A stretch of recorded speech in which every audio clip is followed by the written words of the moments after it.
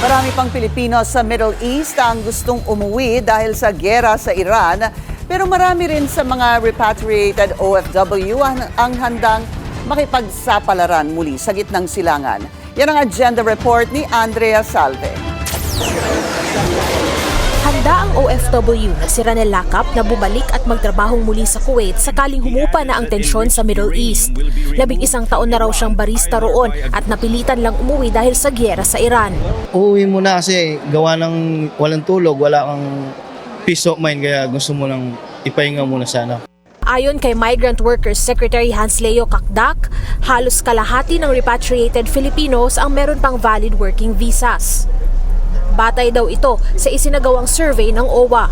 Ang rule of thumb naman within a certain period, let's say a 6-month period, pwede naman pa naman sila manumbalik. Kasi yung situation naman ay hindi naman sila, maganda yung paghiwalay nila ng employer, walang lamat sa relasyon. Sa parehong survey, nakitang 84% ang nananatiling interesado sa overseas employment. Higit 50% daw ang naghahanap naman ng iba pang trabaho abroad. Sa ngayon, meron daw nakahandang 200,000 job orders mula sa ilan pang Asian countries, pati na rin daw sa Africa, Europe at Amerika. Ang mga nais namang manatili sa bansa ay kanila ring tutulungan. Dito pa lang, nandito na yung team natin, ini-engage na natin sila. Sino yung mga interesado ng overseas employment, sino yung interesado sa livelihood, at ini-engage natin sila. Sa mga susunod na araw, nakatakda ang paglapag ng ilan pang Pilipinong naipit sa gulo sa Middle East.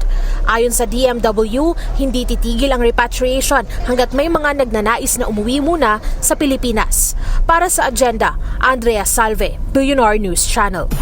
Mag-follow sa aming mga social media accounts at mag-subscribe sa aming YouTube channel para sa pinakahuli at eksklusibong mga balita.